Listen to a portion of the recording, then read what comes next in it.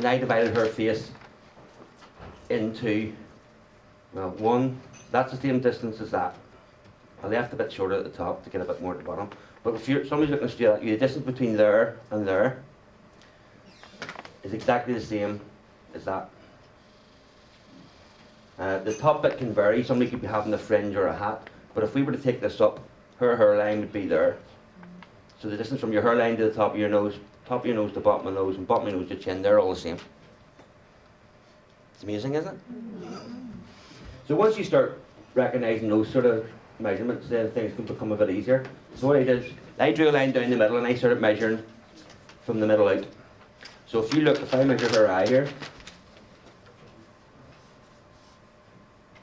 that's the distance in between.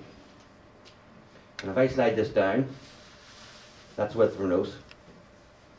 And then if I turn that measurement long ways, the bottom of her nose, that hits the bottom of her lip. Yeah. And there's also an eye between the edge of her lip and her cheek, roughly. So that means if you get this right, then it doesn't look as if she's got the mumps inside there. Because sometimes I've seen portraits and this is good, and then this is too wide. So if you know that, there's an eye there, then you get the right distance between there and there. It's good, isn't it? Did anybody know that? So, do you not think that knowing that already, that you could have, it takes away the sort of the fear of it? Because all I get asked to do is portraits, and in all my classes, everybody ends up wanting to do a portrait. When I show them this here, they can think, well, that's not as hard as I thought. So the idea is to make it seem a bit easier for you. So, will I get started now? Yeah. So, what I've got here is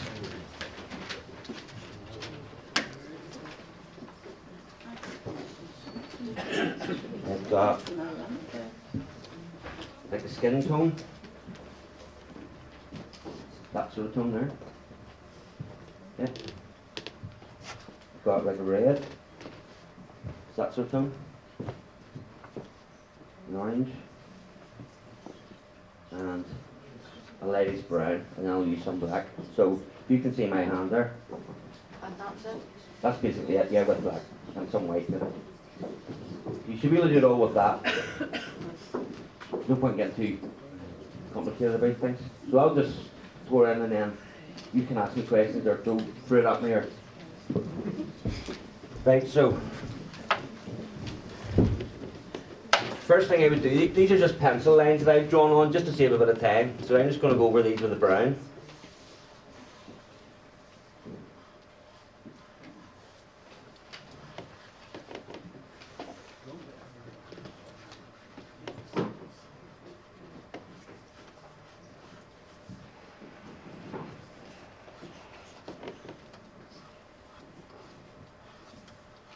And it'll be the same if you were doing oil. I would draw it out the pencil first, and then I would use burnt umber over the pencil lines.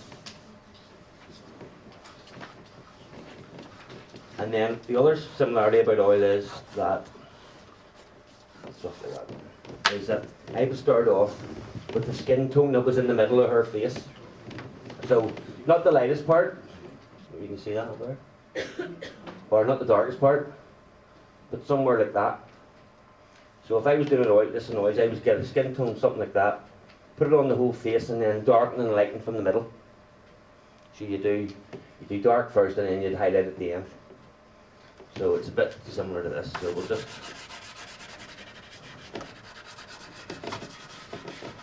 And this would be the same thing I would do with oil too. I just put a flat colour on.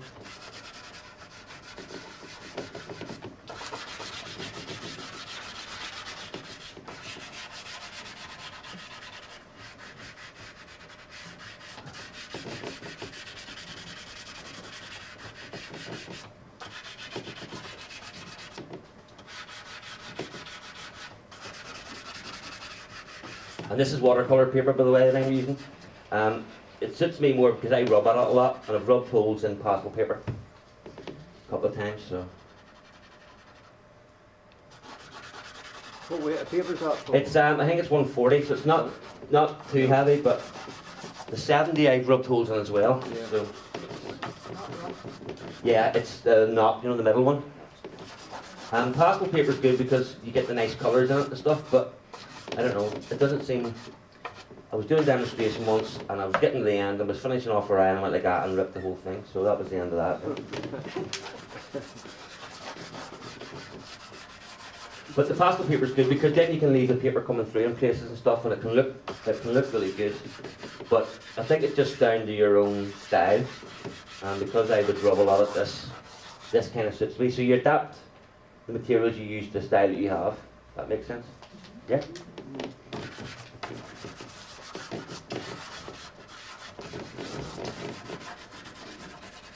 And with me, I have to see the dust falling off to make sure I'm putting enough on, because if you don't put enough on, you can't rub it in. But if you put enough on, then you can.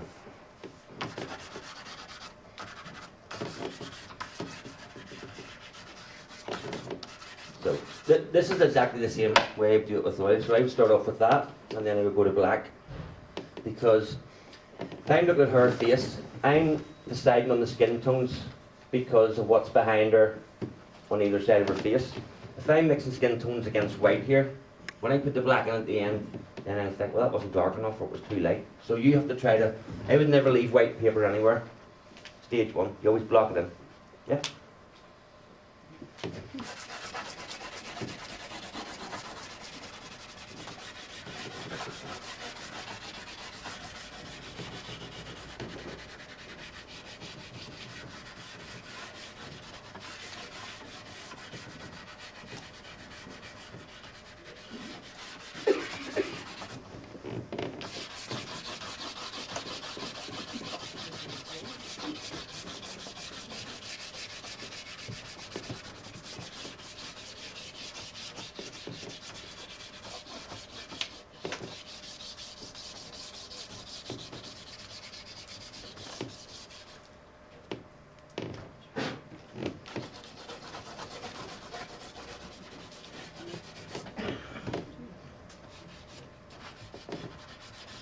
Where do you buy your materials, Paul?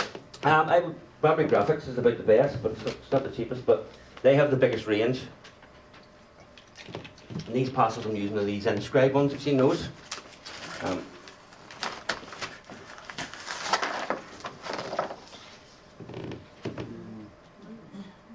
They're about the best in my opinion. I have these other ones that were like £3 each, but they're so crumbly. Is that unison? Yes, they're like really, the colours are amazing, but I was giving them, look blue in that. Mm-hmm. But as soon as I put it, you lose half of it. Yeah. Are they unison? Yeah, I think they are, aye. Yeah. But some of the colours, you can use it in parts, but I just found out it was all crumbling on me and it was a bit of a waste of money really, but it's a present. So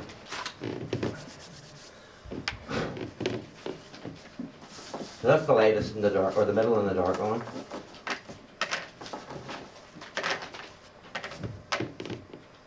So what we'll do is we'll warm it up a wee bit.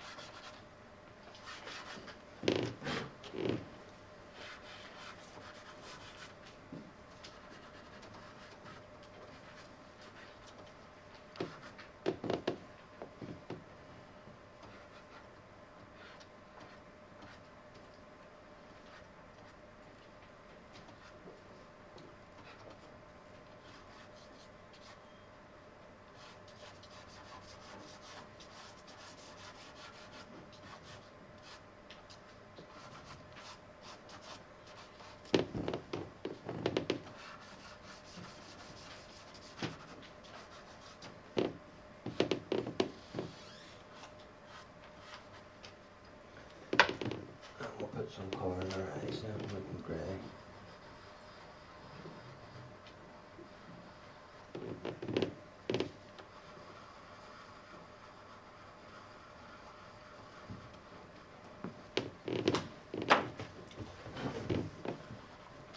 And your whites of your eyes never white anyway, they're like a pale blue usually. So I would never leave those white like that, just put that in the meantime.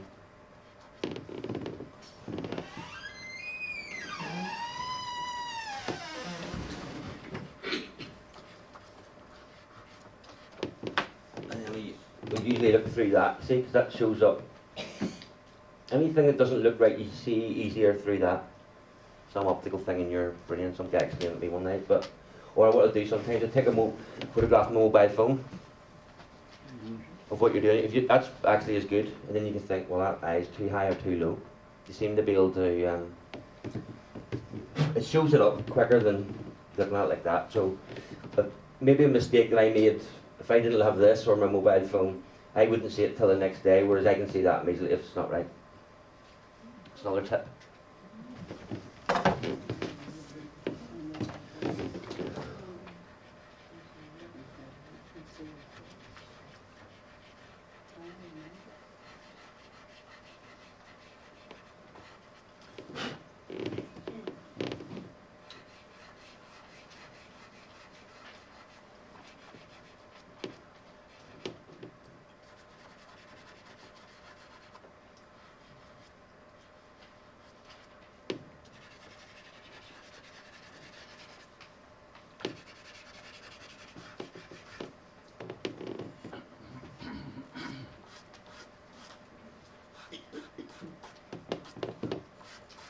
Is it always as quiet as this, or just me?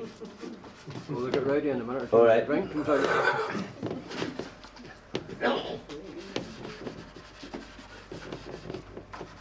Paul, you see that with the mirror? That's good for any artwork. Isn't Anything, portraits, landscapes, still life. So maybe you think the jug's straight, you look through the mirror and it's got a slight tilt at the top of it or something like that. So if it shows up anything that shouldn't be the way it is, you'll see it through that. So that's stage one. Then you go back outside and look at it through the window. But I would always, guy who taught me was called Eric Miller, and he said, like every half an hour, treble the distance that you're working from. So set it in the living room and go back and look out from the kitchen. I'll go to the car park and I'll look in the window there. It's raining. So that's stage one, block it in, get rid of the whites. Big blocks of colour.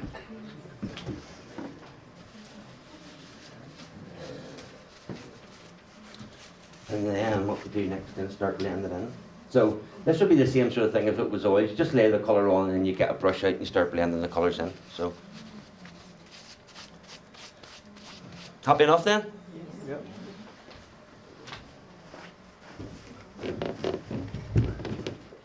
So what you might notice is the further this goes on, the less I'll talk, because you have to concentrate on the details. So you can fire questions at me or whatever. And what we'll do is,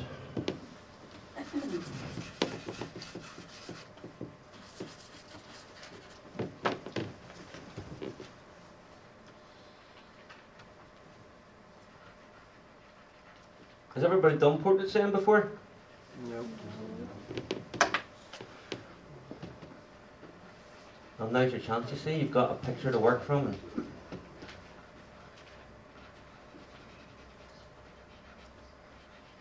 And also what I find that people say to me, they have the most problem with noses. See, I think eyes are harder, but what they tend to do is draw a nose as if you're looking up it, even when you're not. So it's like, I don't know.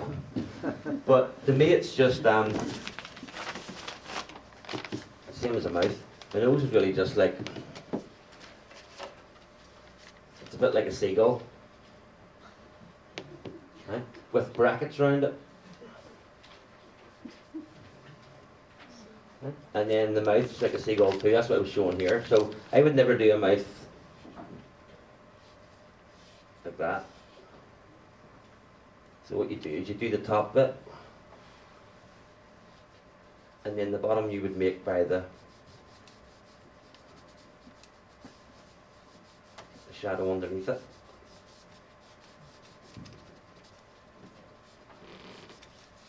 So you make the bottom lip by just a bit of shading like that. See that? Yeah. So these are out, these ones. Also eyes, you get hard lines at the top, and then you get. But what you do at the bottom is you use the shading really to try to maybe a wee bit of a.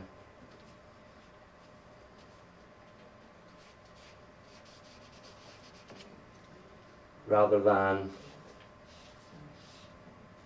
that. Because if you look at her eye there, she's got her eyelash above it, which is a hard line, and then it's the white of her eye against her skin. So there's not really a subtle line there. Oh, close up.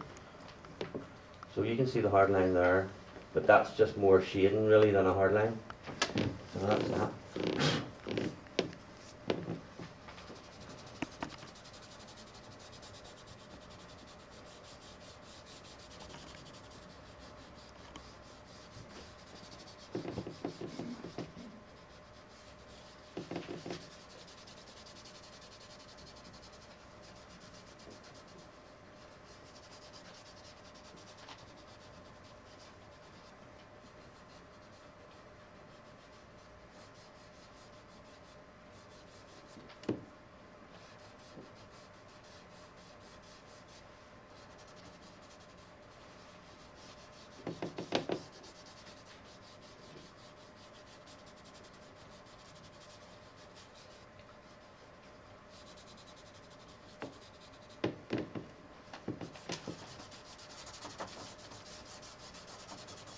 And what you also do, I wouldn't spend 10 minutes trying to get that eye right. I would do a bit, move, do a bit, move. It's like a clock, so you start at 12 and work your way around. So everything gets a wee bit of attention.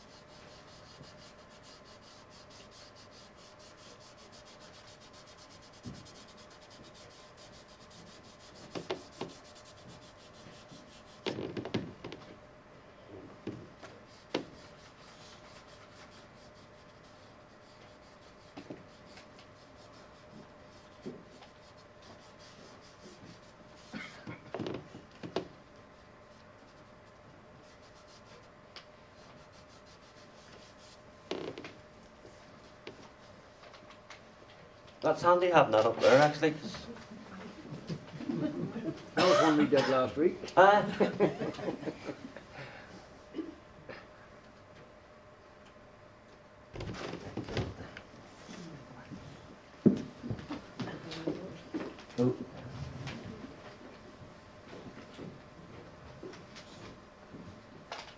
Right, so that bit. Let's block it in, blend the skin tones in, and then what we'll do is we'll put some brown on now to darken it before we get the next part. Is that okay? So the brown is, what do you call that, burnt umber really? Where it is. So this is the bridge between the outside, which is the darkest, and these other bits. So if I try to blend the black into that, it would be too stark. So this is like the bit between.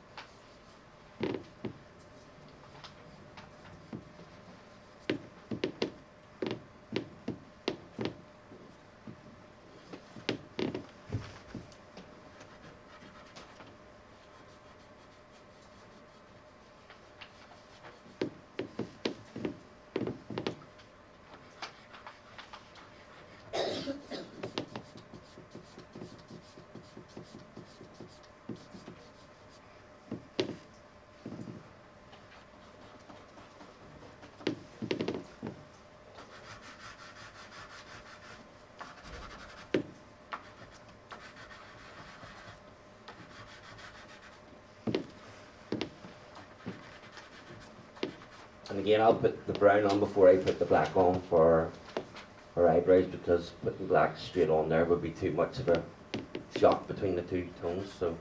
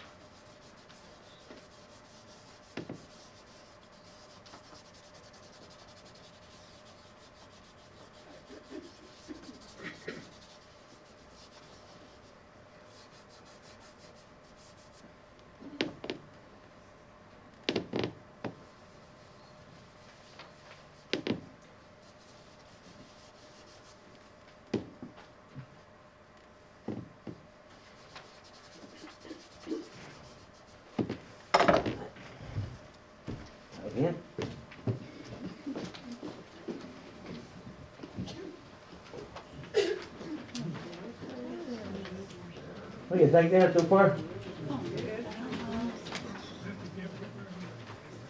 Thanks. Anybody want to ask anything, or like just keep going till I finish it? Yeah? Are you teaching every day, Paul? More, well, not today. Yeah, I work with, Roy comes to my class in Ballymena on a Monday night, and then I do work with BTEC, which is like the equivalent of A-level students. And then we just started a foundation course in Newton Abbey, so that's a year before they would go to university. And then I do some other like leisure classes at the college, you know. So I love it all. Like it's just You mainly do pastels.